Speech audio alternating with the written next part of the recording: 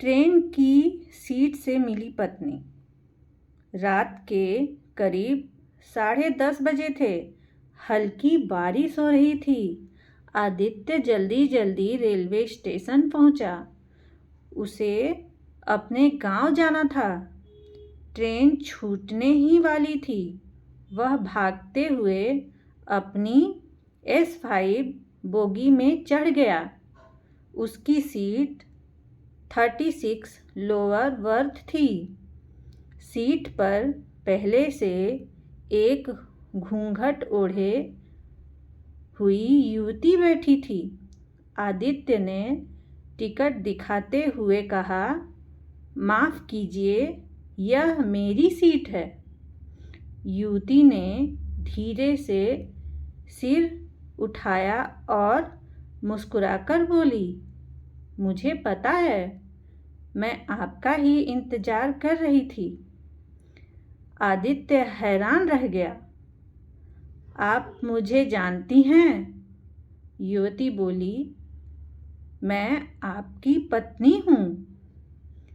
यह सुनते ही आदित्य के पैरों तले जमीन खिसक गई। क्या मजाक कर रही हैं? मेरी तो अभी शादी भी नहीं हुई है। युवती ने केवल इतना कहा, आज नहीं हुई, लेकिन कुछ महीनों बाद होगी। पूरे डिब्बे में सन्नाटा छा गया। आदित्य ने सोचा कि शायद कोई मानसिक रूप से परेशान लड़की है। उसने बात बढ़ाना ठीक नहीं समझा। कुछ देर बाद टीटी आया। उसने टिकट मांगा। आदित्य ने अपना टिकट दिखाया। जब युवती की बारी आई तो उसने एक पुराना टिकट निकाला। टीटी टिकट देखते ही घबरा गया। उसके चेहरे का रंग उड़ गया। उसने कांपती आवाज़ में पूछा, यह टिकट आपको कहाँ मिला? युवती मुस्कुराकर बोली,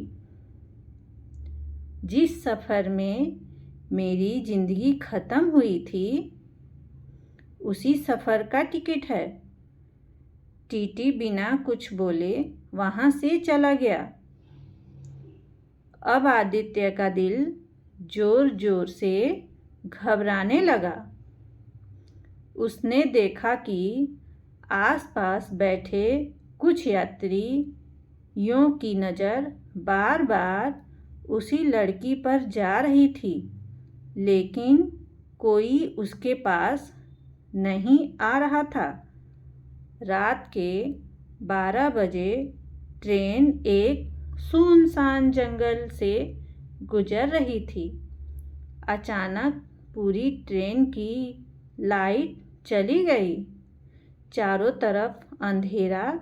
फिर एक धीमी आवाज़ सुनाई दी, आदित्य, खिड़की मत खोलना।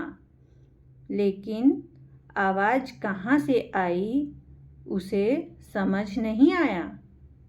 अचानक हवा के तेज झोंके से खिड़की अपने आप खुल गई। आदित्य ने बाहर देखा। रेल की पटरी के किनारे सफ़ेद कपड़ों में एक औरत खड़ी थी। उसका चेहरा बिल्कुल उसी लड़की जैसा था। उसके सामने बैठी थी। आदित्य ने तुरंत पीछे मुड़कर देखा। सीट खा वह लड़की गायब हो चुकी थी। उसका दिल बैठ गया।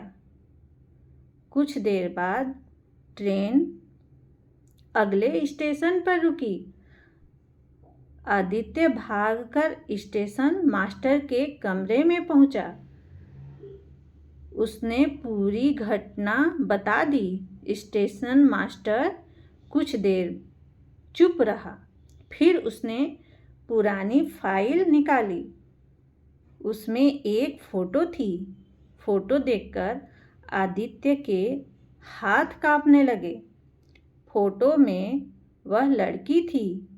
स्टेशन मास्टर बोला, इसका नाम नंदिनी था।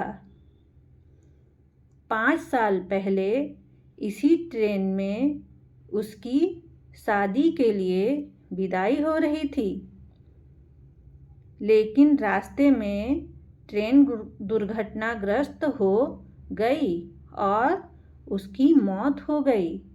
कहते हैं कि यह आज भी उसी सीट पर अपने दूल्हे का इंतज़ार करती है। आदित्य के शरीर में सिहरन दौड़ गई। उसने कांपते हुए पूछा, लेकिन उसने खुद को मेरी पत्नी क्यों कहा? स्टेशन मास्टर बोला, मरने से पहले उसकी शादी आदित्य नाम के एक लड़के से होने वाली थी, लेकिन वह कभी मंडप तक पहुंच ही नहीं सकी। यह सुनकर आदित्य के होश उड़ गए।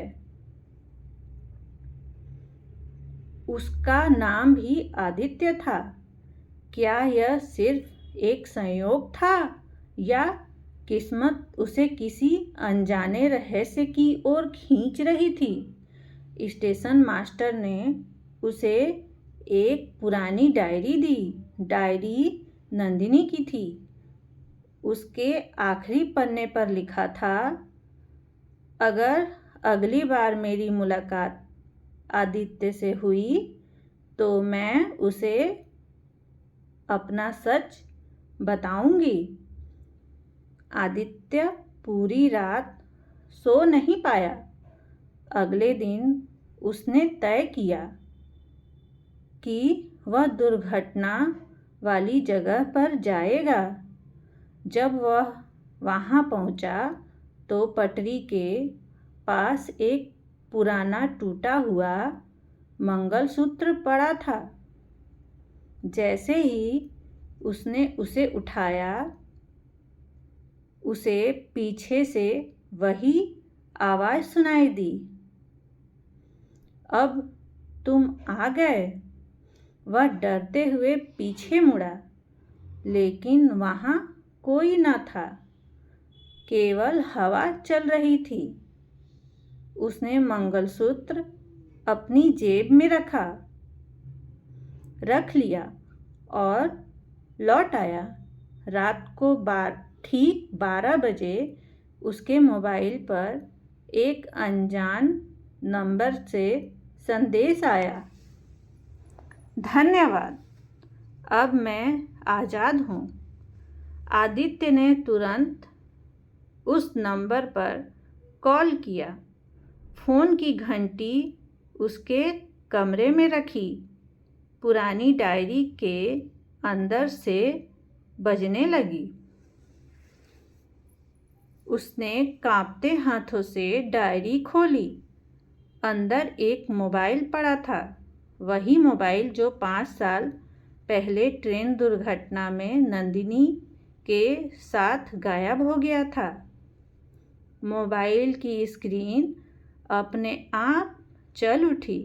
उस पर केवल एक लाइन लिखी थी, कुछ सफ़र मंजिल तक नहीं पहुँचते, लेकिन कुछ रिश्ते मौत के बाद भी अधूरे नहीं रहते।